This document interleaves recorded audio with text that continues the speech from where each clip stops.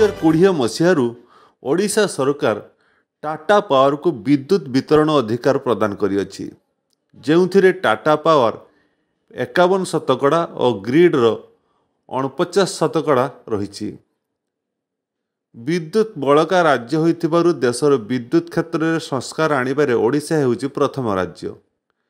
यह अधिक क्षमता उपभोक्तामानंकु उन्नत मानर शक्ति एवं सेवा एवं युक्तिसंगत शुल्क हारर सहाय हेबा कथा। यह मध्य परिकल्पना करा जाइथिला जे एही कॉर्पोरेट माने भित्तिभूमि उन्नति, ग्रामांचल को अधिक संयोग, शिल्प को निरंतर विद्युत जगण पाई पुंजी विनियोग आनिबे, जहाद्वारा राज्य रे विकास नूतन युग आरंभ हेबो। जदिओ लक्ष्य गुड़िक प्रशंसनीय थिला, तथापि सेगुड़िक केतेदूर पूरण होइछि ताहा जनसाधारण ही जानती। माछ एवं चिंगुड़ी परि खूब शीघ्र नष्ट होउଥିବା द्रव्य सहित कारोबार करुथिबारु जलचर एवं सामुद्रिक खाद्य प्रक्रियाकरण एवं शीतल भंडार यूनिट गुड़िक यह द्वारा प्रभावित होइछन्ति। 105 एक्वा क्लस्टर को 24 घंटिया शक्तिर प्रतिश्रुति कागज रे रहिछि। केवल गत दशंधि रे 22 एक्वा क्लस्टर जोगाई दिया जाइछि। ताहा मध्य बारंबार विद्युत काट सहित विशेषकर चिंगुड़ी चाषी को प्रभावित करिछि। कृषक माने एवं मध्य डीजेल चालित जेनेरेटर माध्यम विद्युत जोगाण पर निर्भर करुछन्ति, जहाँ डीजेल मूल्य को दृष्टि रखी अत्यंत व्ययबहुल, जहाँ चिंगुड़ी चाषी को आर्थिक दृष्टि असंभव हो पड़ी। यही क्लस्टर गुड़िक अवस्थित थिबा दुर्गम अंचल अवस्थित अवशिष्ट एक्वा क्लस्टर गुड़िक सहित अधिक संयोग पर कौन प्रयास करिपारुनाहांती। यह अधिक खर्च सहित चिंगुड़ी चाष उपर प्रभाव पकाउछि, जहाँ चिंगुड़ी चाषी को आर्थिक दृष्टि लाभहीन कर देउछि एवं कृषक माने धीरे धीरे विकल्प नियुक्ति खोजुअछन्ति। वैषयिक मांदावस्था कारणरू सामुद्रिक खाद्य प्रक्रियाकरण एवं शीतल भंडार यूनिट गुड़िक वर्तमान अधिक ओभरलोड बोझरे 20% क्षमतार कार्य करुअछन्ति।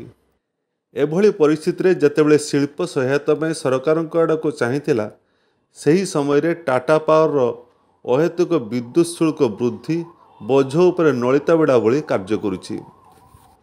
मुख्यतः समस्त सामुद्रिक खाद्य रप्तानी यूनिट टाटा पावर द्वारा करा जायथिबा अन्याय उपरे आलोकपात करिसंती। सेमानंकर एपरी एकचटिया कारोबार माध्यम रे निजस्व लाभ वृद्धि करिवार प्रयास छड़ा यह आउ किछि नुह। यह द्वारा ओडिशार विकसित सामुद्रिक रप्तानी क्षेत्र रसातल को जीवा स्पष्ट होइछि बोली आज अनुष्ठित एक सांबादिक सम्मेलन रे होरी मेराइन मुख्य संजय दास जणाइछन्ति। जते सी फूड एक्सपोर्टर अछन्ति से माने आज बंद पालन करछन्ति। तार मेन रीजन होछि जे आगु सी फूड प्रोसेसिंग प्लांट को एलाइड एग्रो इंडस्ट्री कैटेगरी रे से माने पावर टैरिफ को भाग करथिले। तो जो द्वारा हमको पाखा 2 टंका 90 रु 3 टंका भाग पडुथला, किंतु वर्तमान से माने लास्ट 3-4 मास तळे किसी भुवनेश्वर प्रोसेसिंग प्लांट को टाटा पावर जो सीओडीएल तरफ से विजिट करी सेमान जाई तांको लार्ज इंडस्ट्री कैटेगराइज करी कि तांको पे हेफ्टी पावर डिमांड करले और तांको लार्ज इंडस्ट्री जो 5 टंका 75 पैसा जो यूनिट अछि सेती टका तांको चार्ज करी गोटे वर्षर ऊपर से माने एरिया मध्ये डिमांड करले, जोटा में प्लांट चलीबाटा कष्ट होई जिवो। आपण देखो जो पैंडेमिक परे तापर जो यूक्रेन वार हला बा जो इजराइल वार चलছে एबे, तो सेतमे ग्लोबल लॉजिस्टिक्स पूरा डिस्टर्ब होछि।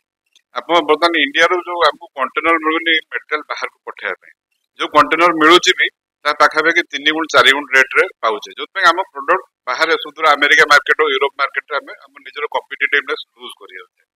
तो वर्तमान समय हमको सरकार हो बा टाटा पर से माने आउरी बेसी सहानुभूति दरकार कि इंडस्ट्री आउरी ग्रो करिवो।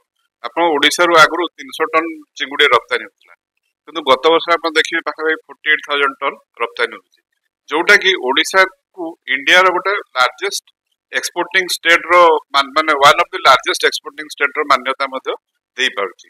तो जदि एई भलिया चले ताले हुए तो सेई जो मान्यताटा हमें धीरे धीरे ओडिसा हरई बसिबो। तो सेइते हमें सब सी फूड एक्सपोर्टर तरफ हम अनुरोध करछु कि हमें जो एलाइड एग्रो इंडस्ट्री कैटेगरी थिलु हमको सेई कैटेगरी रखा जाऊ ଏବଂ ଆମେ ଯେଉଁ ସବସିଡାଇଜ ପାୱାର ପାଉଥିଲୁ ସେଇଥି ହେଲେ କ'ଣ ହବ ଆମେ କମ୍ପିଟିଟିଭ ଆମ ପ୍ରଡକ୍ଟଟା ମଧ୍ୟ କରିପାରିବୁ ଆଉ ଓଡ଼ିଶାର ଯେଉଁ ଚିଙ୍ଗୁଡ଼ି ତାହା ଯାଇକି ବାହାର ମାର୍କେଟରେ କମ୍ପିଟିଟିଭ ରେଟ୍ରେ ବିକ୍ରି ହେଇପାରିବ।